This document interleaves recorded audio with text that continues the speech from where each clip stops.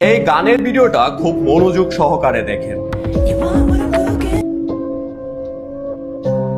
আচ্ছা, গানটার নাম হচ্ছে ক্যাটি প্যারি। এটা খুব বেশি জনপ্রিয় হয় একটা সময় সোশ্যাল মিডিয়াতে। আজ থেকে অনেক বছর আগে গানটা রিলিজ হয়। এখন কথা হচ্ছে গানটাতে দেখানো হয় যে একটা মেয়েকে তারা তাকে ময়দা মাখিয়ে সিদ্ধ করতে নিচ্ছে এবং পরবর্তীতে তারা তার সাথে হচ্ছে বিভিন্ন সবজি টবজি অ্যাড করে তাকে রান্না করছে।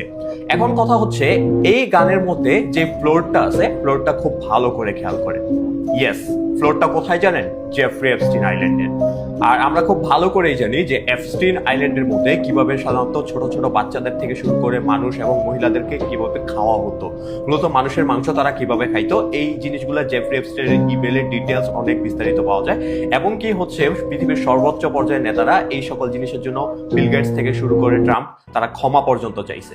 শুধু এই গানটাই না, হলিউডের বিভিন্ন মুভি থেকে শুরু করে বিভিন্ন গানগুলোতে এই ধরনের পরিস্থিতিগুলো দেখা যায়, এই ধরনের পরিস্থিতিগুলোকে ক্রিয়েট করা হয়। অ্যাকচুয়ালি বাস্তবিক পক্ষে তারা এই বিষয়গুলোকে নরমালাইজ করতে চায়। না হলে এপস্টিন ফাইল ইউএস এর কাছে 2019 সাল থেকে ছিল।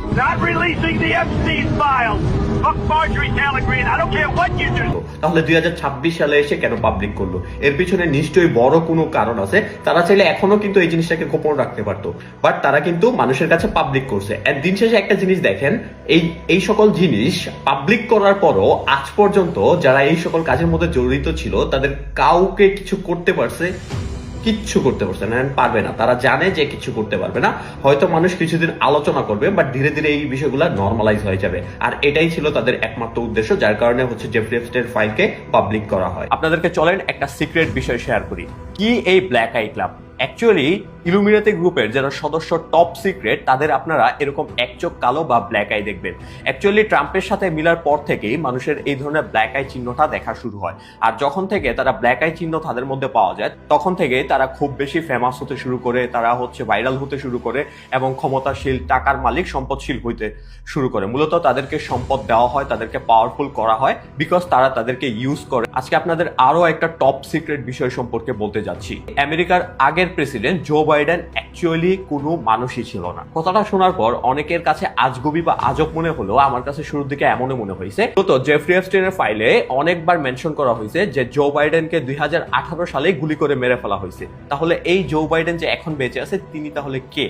অ্যাকচুয়ালি এই জো বাইডেন হচ্ছে একজন হিউম্যান ক্লোন। আর ক্লোন জিনিসটা অনেক আগে থেকে আবিষ্কার হয়েছে। অলরেডি এই সকল জিনিস আস্তে আস্তে পাবলিকলি আসতেছে। অনেক দেশগুলোর মধ্যে অলরেডি হিউম্যান ক্লোন গুলো শুরু হয়েছে। এন্ড একটা জিনিস খেয়াল করবেন, জো বাইডেনের হাঁটার ভঙ্গি খানিকটা রোবটিক, এন্ড তার কথা বলার ধরন, হঠাৎ করে হ্যান্ডশেকের জন্য কেউ না থাকলেও হাত বাড়ায় দেওয়া, হঠাৎ করে পড়ে যাওয়া, সকল কিছু